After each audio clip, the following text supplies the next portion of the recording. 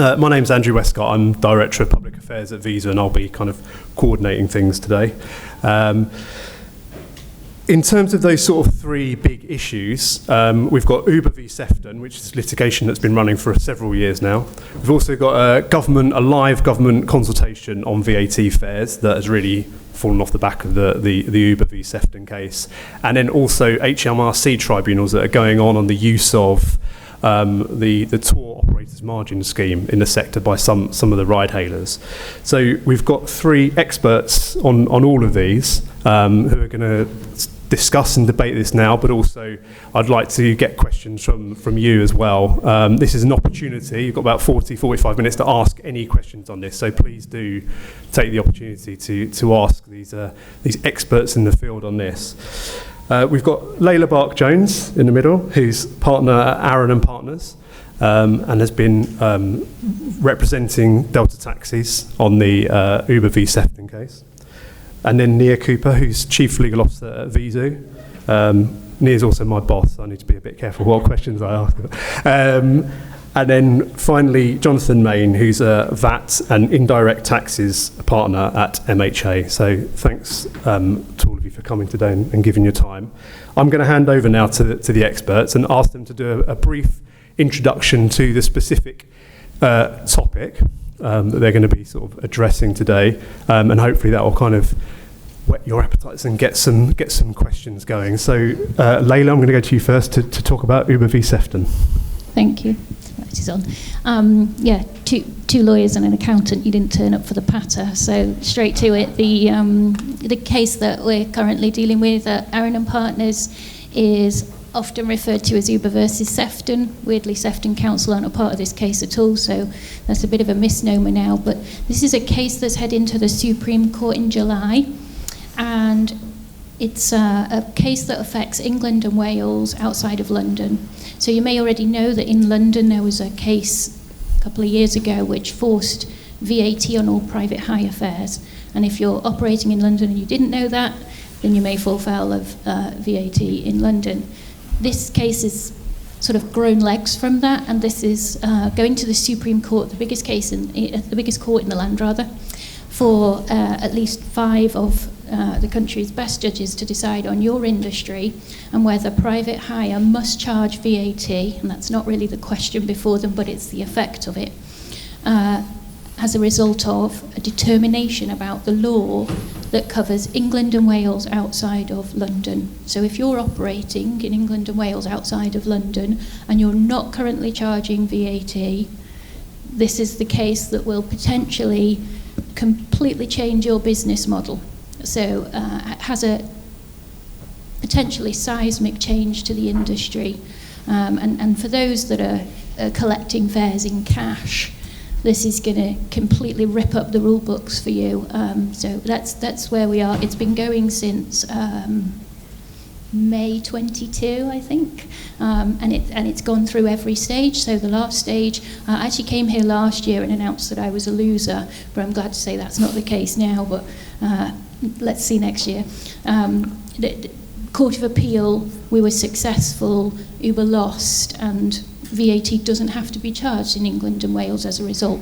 However, Uber have appealed to the Supreme Court to try and answer that question, and really it's about contractual liability between operators and passengers. But what will cause the seismic change will be that if Uber win, VAT will be chargeable on all fares inside England and Wales. So that's the case, and in July we will have that hearing, and we might take a couple of months, maybe a bit more, for the courts to give us a decision, but obviously it's happening now. Thanks, Layla. Nia, I just wondered, could you touch on some of the more government, the policy and politics focused piece of the VAT process so far? Yeah, sure. Hi, everyone. So in terms of the seismic change, government has obviously become involved in the possibility that we may have a seismic change. And so what the last government, the former government, did was they launched a consultation last May. Every consultation lasts about 12 weeks. So unfortunately, it meant that the consultation ended in August once the new government was in place. That consultation focused on, as Leila said, the consequence of the potential seismic change being the introduction of all of us as operators having to charge VAT on fares. Now, I'm conscious that there's probably a lot of operators in the room. Some of you may already be charging VAT on all fares, acting as principal. But I'm assuming that most of you are, if you're outside of London, still acting as agent, and therefore, lots of nodding of heads, so yeah, great. And therefore, you're probably not charging VAT on the fares because the fares ultimately belong to the driver, who may or may not be acting above the VAT threshold, presumably below the VAT threshold outside of London. With the only exception to that, VAT being charged on trade account bookings. So what we're talking about today is the passenger bookings, the passenger fares, so not trade account. And what the government did in the consultation was ask us as the industry to advise or to tell them what we thought a better VAT system would be. So there were various ranges of options put forward by the government. The government had clearly done some homework, but not enough homework. Because what we found in that consultation document is that a lot of the assumptions the government was making in terms of the impact of this change, VAT being applied on fares, were probably not right. The two key assumptions being made. One, that the overall impact of VAT being applied on fares would be fine. Most people would be able to afford it because it would only represent about, on average, 2.5 to 5% increase on fares. That, we think, is fundamentally flawed as an assumption. So it's a misassumption. And unfortunately, we've been able to demonstrate that it is a misassumption because of the way that the government has approached that. They focus very much on London. They haven't taken a more holistic view of the rest of the UK, and specifically the demographics in in South Wales, where I come from, or in Northern England, or in many of the areas that you may be operating in.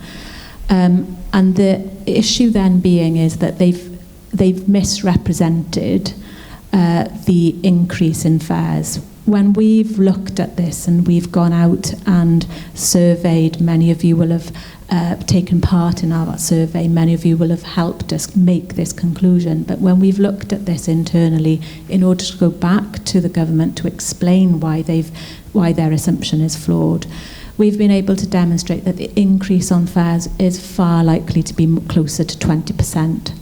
Especially in the in the areas where we're serving the lower demographic communities.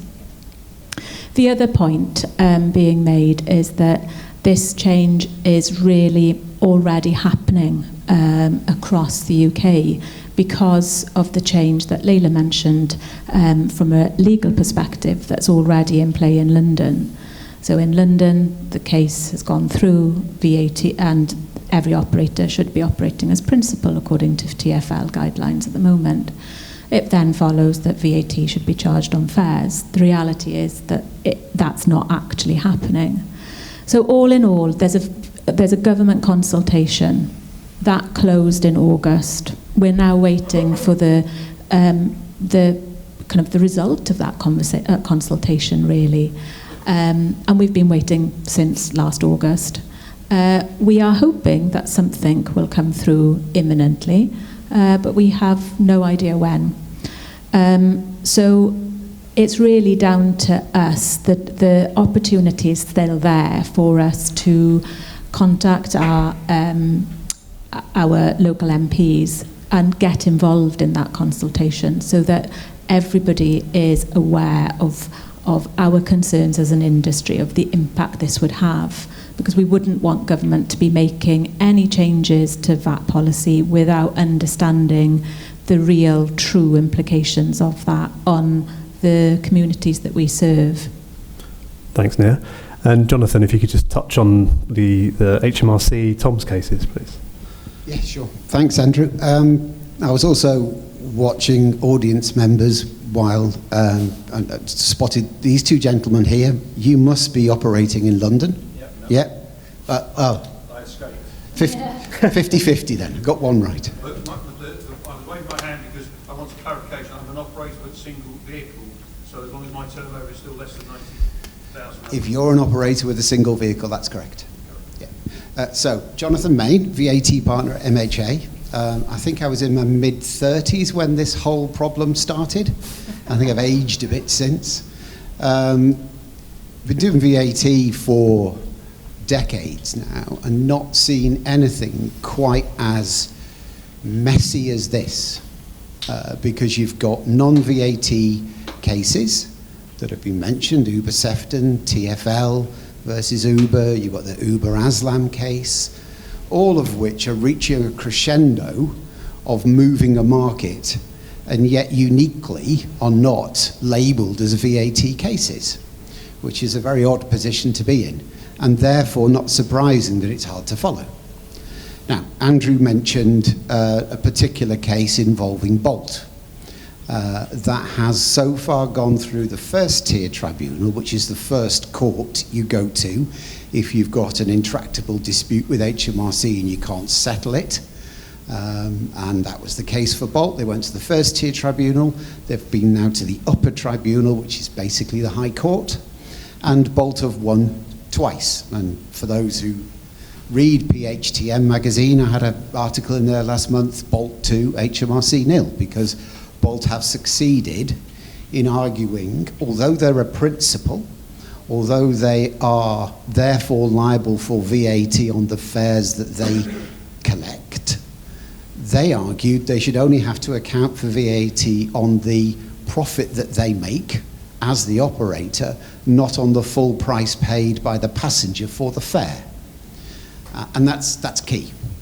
That's key in both Bolt's case and, according to the FT, at least at the weekend, there was an announcement, I think in Uber's quarterly results or something, that confirmed, not surprisingly to the VAT geek, that if you have a lead case, being the Bolt case, and other operators can successfully maintain that their facts are similar enough to that lead case, and that the case has got to a court that sets a precedent, which is any case from the High Court onwards, any court from the High Court onwards, then Uber itself is now also seemingly benefiting from that ruling, according to at least what the FT said. Be careful what you read in the media always. So the outcome of the tour operators margin scheme cases, which allow you to pay VAT just on the profit you make, in theory, and I'm the VAT geek, I'm not an operator, I don't know your industry like you guys do.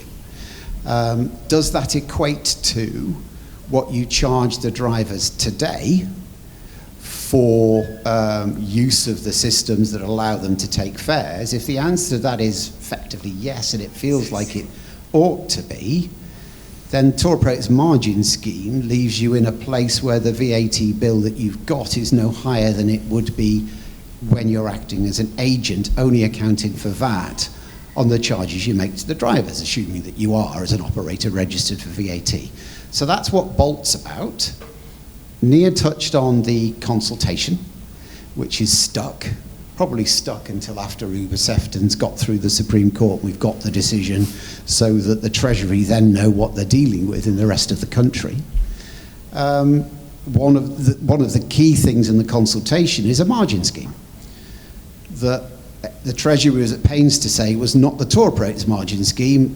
Apparently it looks like a duck and talks like a duck, but is a goose. But basically the two things are the same. So we may be headed towards an outcome that looks a bit like what Bolt are arguing. So if that helps. Yeah, great. Thanks, Jonathan. Just a few sort of follow-up questions on all of those areas. So later, in terms of the legal side of things, could you just expand on what, if Uber is successful and that contractual arrangement changes, so what does that mean for operators? And then maybe perhaps what are some of the wider impacts outside of that as well?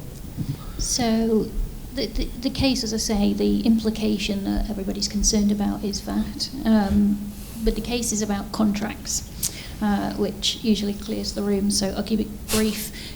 Effectively, it's trying to ensure that operators contract with passengers for the entire journey, in a nutshell. Now, what that means to you as an operator is, effectively you'll have contractual liability, so you'll need to draft terms and conditions potentially to ensure you limit your liability wherever you can. You'll have, if you're taking cash fares, you will be on the hook for the VAT, assuming you reach the threshold, which most operators will. But you will be on the hook for the VAT regardless of whether or not your driver comes back to the office with that section of the fare. So the fare's £10, you've now got to collect 12, and you need the driver to come in and give you the 2. And if he doesn't, you stay liable to HMRC for that. So actually, that gives you a whole completely new model for your business that you need to work out how we're going to collect that VAT in. Because when I do my VAT return, now I've got to make sure that I collected everything in, because the drivers have traditionally felt that they can keep, or models are often set up so that they keep the entire fare, not if you're collecting VAT. Same with the contract, you traditionally the driver will have contractual liability with the passenger. They're insured for much of that anyway, but all of a sudden the operator is responsible for it. Your business, which is set up on the basis traditionally of an agency, so you work for your drivers, you are their agent, you take calls and you give them the work for them to carry out, will need to be rip up and start again.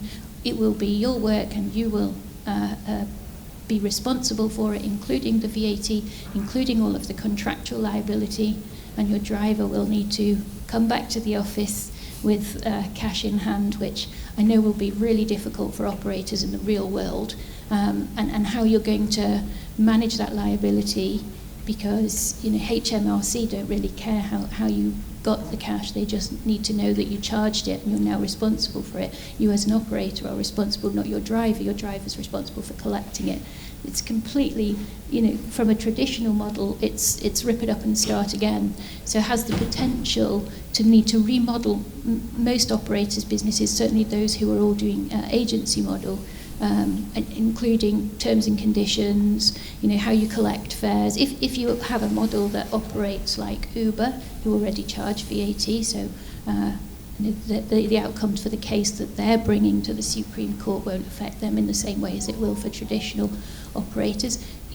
Whether you pay VAT or not, you probably don't know, because you pay on an app. So that money's all collected. There's no risk in that sense, because it's collected through the app and then it's distributed to the driver. The flip side of that, with most traditional operators whose drivers collect their fare, it's how you then get the tax back. That will be a completely new thing to grapple with in the industry, I think. Thanks, Lola.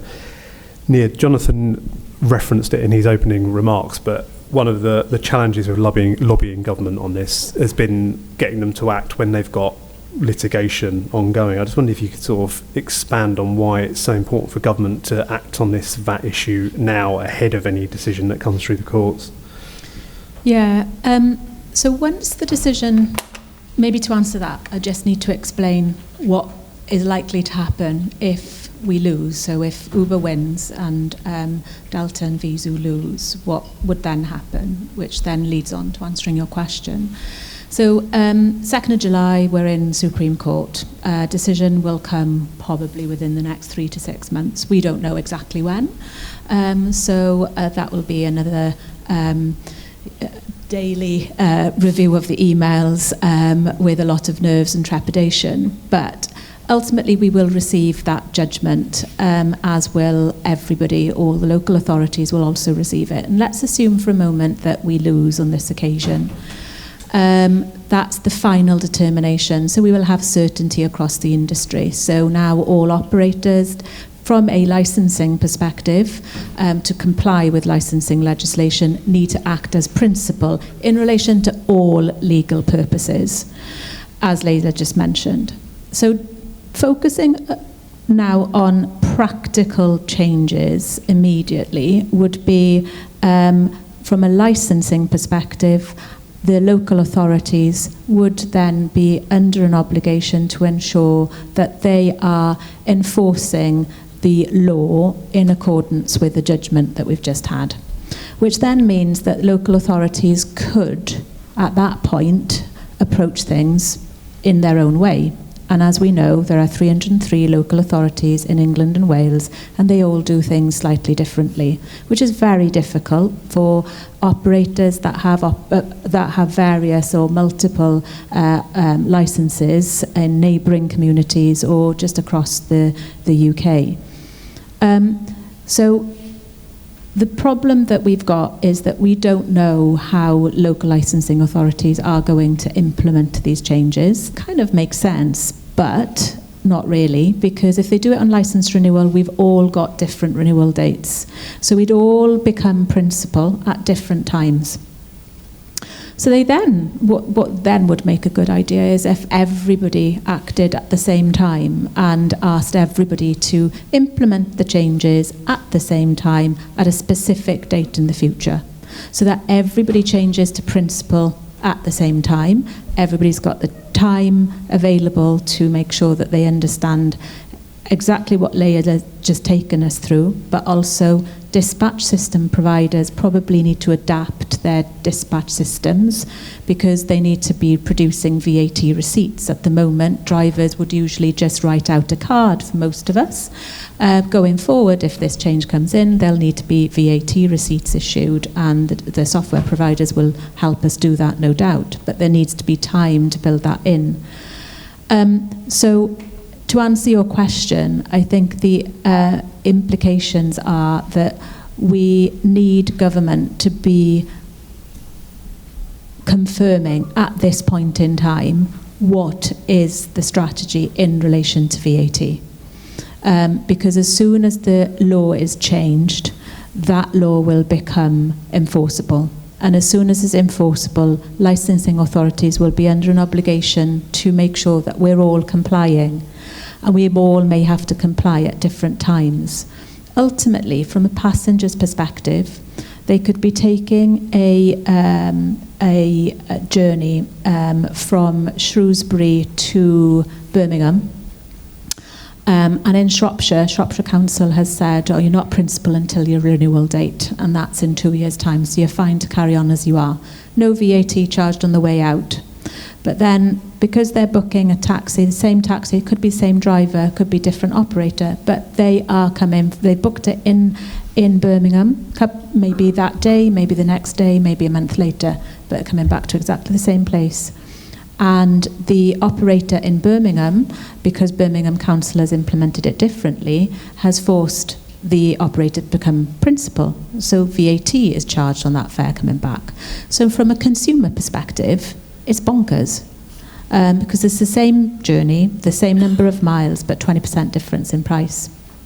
So this is why we need government to intervene sooner rather than later, so that we've got clarity as an industry.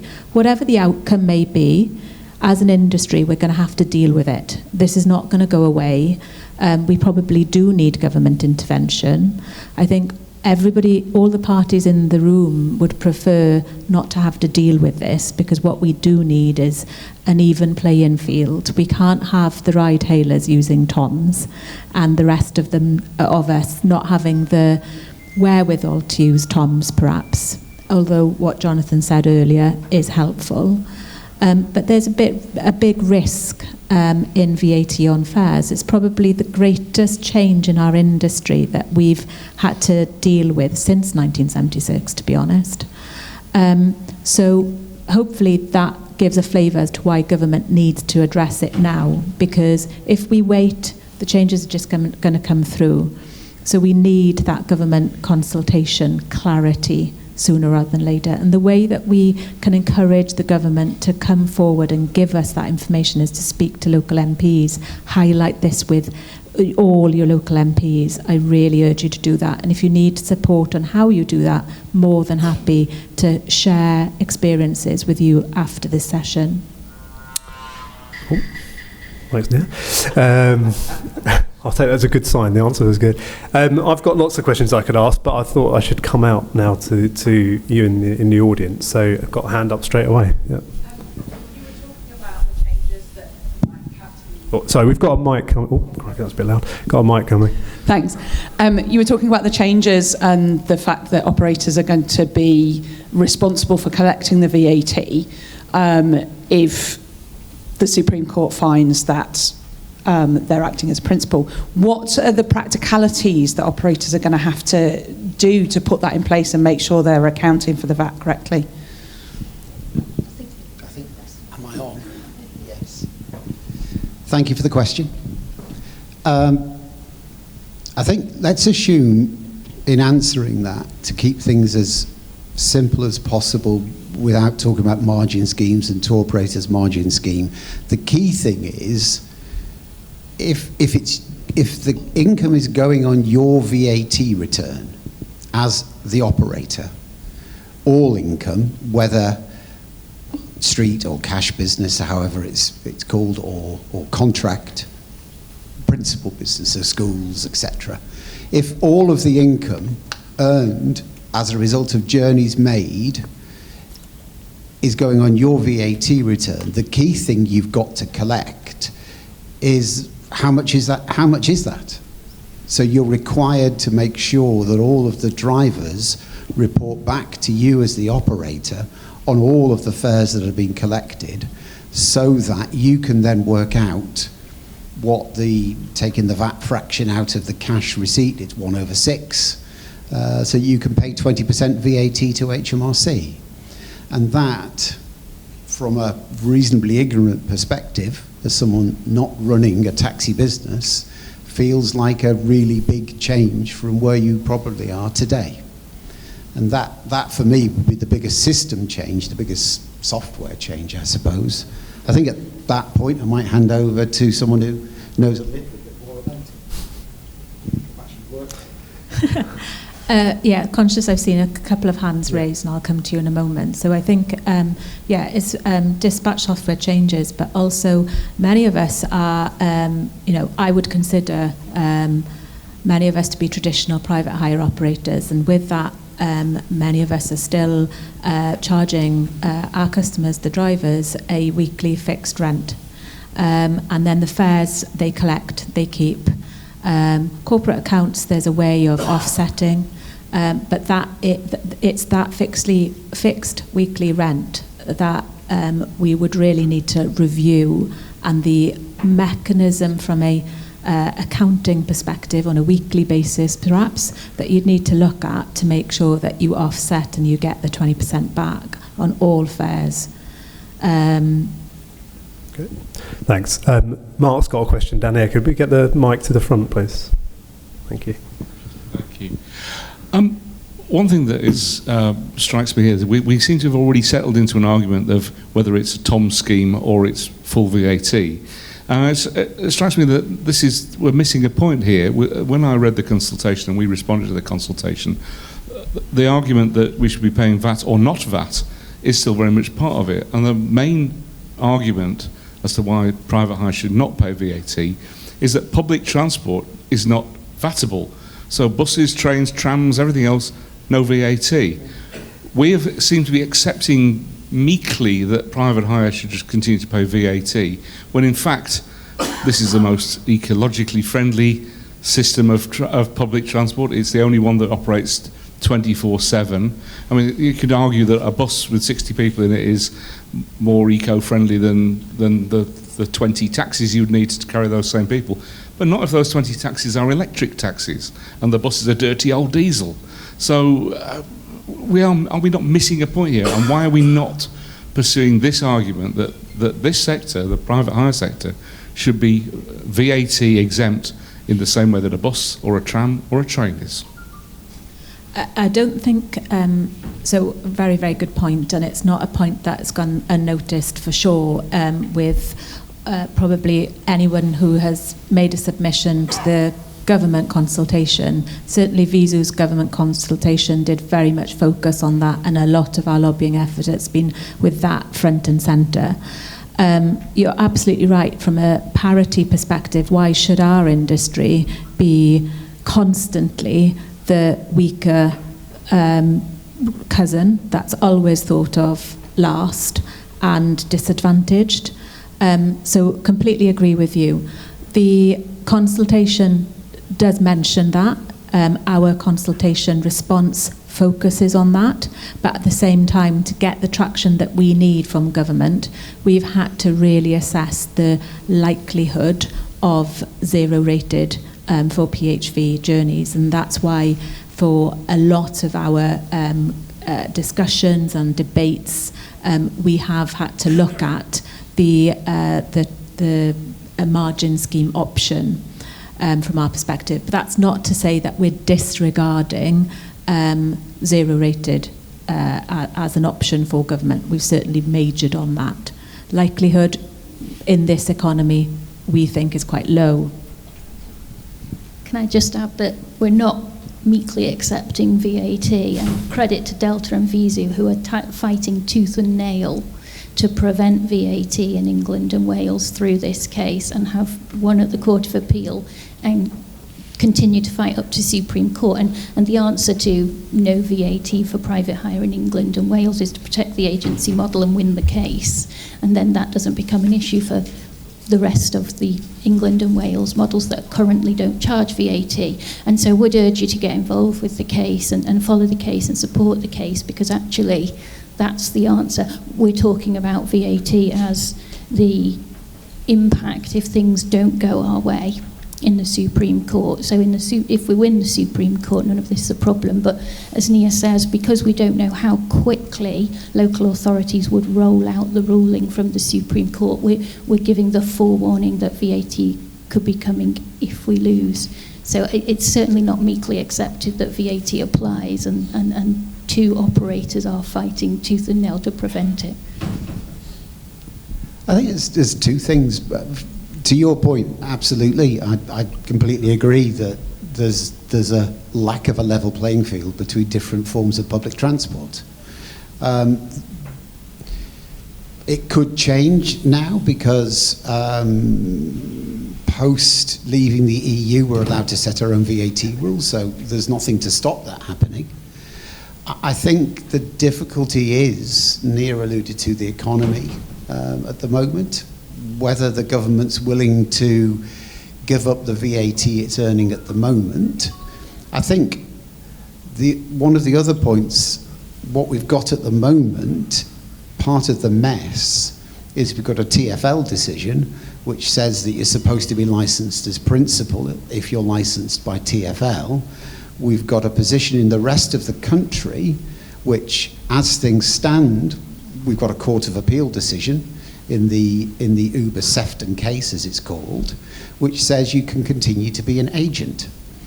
If Uber Sefton goes the same way in the Supreme Court that it has in the Court of Appeal, so that you can continue to operate as an agent, what we'll then have is an unsustainable position from a VAT perspective, because you've got different rules in different parts of the country, and you can't have that. The likely outcome there, probably, is that they'll level things so that you can carry on with the current VAT rules that have been in place for a very long time, which allow you to act as agent. And if you can continue to act as agent, then there isn't any VAT on fares by default, simply because the drivers aren't registered for VAT. So you end up with the position where the majority of fares aren't VATable, not because you've got a zero rate, but because the drivers aren't registered for VAT. Thanks. So there is certainly the possibility of a number of outcomes here. Thanks, Jonathan. Sorry, we've got about 7 minutes left, and I know we've got three more questions actually. So if we could start with this gentleman, there's a mic right behind you. Well, you might have answered my question there. I was just basically saying, obviously drivers are self-employed. Does this mean that they've got to become VAT registered? No, it doesn't.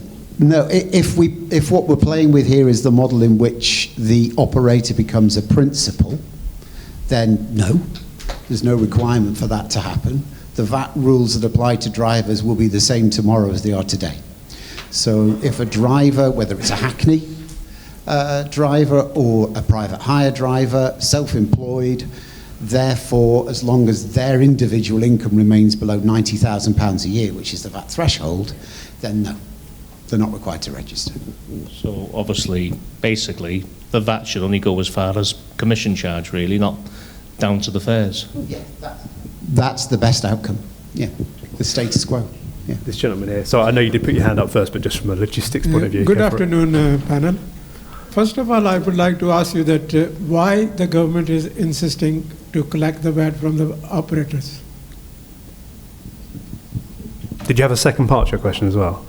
Yeah. Do you want to ask that quickly, just so because we've got two more questions as well? The You okay? second question is that why the Uber is insisting to implement the VAT anyway. Thanks. We could speculate on why Uber have brought the claim, but the justification in the case is that it would improve public safety. So I'll just leave it as that. But you guys can decide why you think this claim is in Uber's interest. I won't speculate further. In terms of why the operator is going to become responsible if this case goes against us, that's because the contract will be between the operator and the passenger. So the VAT is charged because the service will become provided by the operator, no longer the driver. So the operator will be on the hook for the VAT on every single journey. And as Jonathan says, that means that you need to know how much is charged for every journey and account for it in your VAT returns. Whether you collect it or not, you're responsible for it. So it comes down to the contract and who's providing the service. Thanks, Leila. Gentlemen there, thanks for your patience. Hi, no worries. I've got a couple of points. Just to follow on from the chap that said about public transport, I think a point that is a strong argument is precedence. And I don't know how many people were driving a cab 25 years ago when the petrol strike happened and they shut petrol stations everywhere and no one was allowed to get petrol, but taxis were, because the government deemed that they were an essential service. During COVID, the same thing. The NHS 100% deemed us as essential service to get people to vaccinations when no one else was moving. And they're two very compelling arguments that I think, I've used them to my local MP, and I think, if you're going to go and approach your MP, I think they're two very compelling arguments, because they're already precedents but that government has already acknowledged that we are an essential service. And my second point is, I manage an association. So there's a whole VAT thing there because we're a non-profit, so we're not VATable. Does that change? No, it doesn't. No, different set of rules. There are so many VAT rules. No, there are VAT rules for associations quite apart from this. Cool. So we won't. No. Free advice. I might need to catch up with you after. Yeah. Can I catch you after? I run a small company. We've got about 10 drivers. We deal in the corporate world, so we're VATable. We've been for years. What we've seen in the last 5 to 10 years is an explosion in credit card work, where we get people coming in from overseas and then are responsible for paying their own bill. If I'm subbing that job out to somebody like our friend over here is in another county, another part of the country, and the passenger pays them directly, is the contract with them or with me, and is that VATable?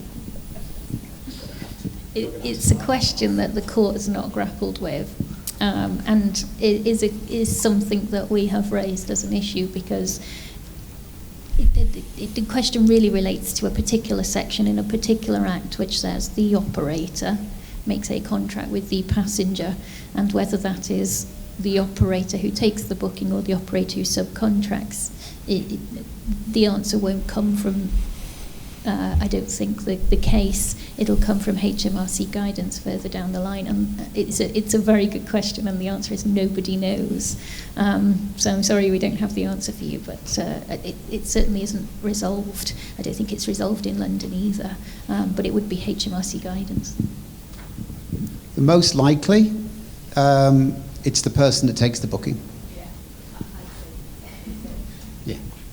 because that's where the contract's formed. If that's the case, am I then principal or agent? Because I'm invoicing the rest of my customers directly, but I'm subbing this job out. I think if you've subbed it out, you'll have a charge coming in.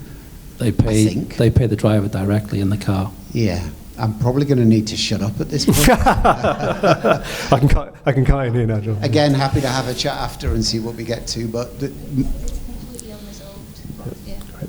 Thank you. I think that just shows how complex this issue still is. Yeah, just one other thing as well. Mark made a great point about zero rated. When I built my company, I used a flat rate scheme. It helped us build the company. If anybody's relying on that, you'll just wipe them out. So it's got to be considered. Thanks. Just very briefly before we close, Layla, I thought I'd just give you a chance to talk about. There's a slide there with a QR code, and you've got the stand just where people can come to find out a bit more information about the issue and the fighting fund. Yeah, so Erin and Partners has a stand. Come and see us and ask us questions about the case. We also have a crowdfunding page which will tell you more about the case. It'll have updates on there, and it'll also help raise a fighting fund for effectively pursuing this case and being able to pursue it not on equal footing with Uber, I'm sure, but to face the might of the respondents as we are against the appellant that is Uber. So there is a fighting fund. I'd ask you all to get involved, not necessarily in the fund, but certainly follow what's going on there, so you can keep abreast of where we're up to.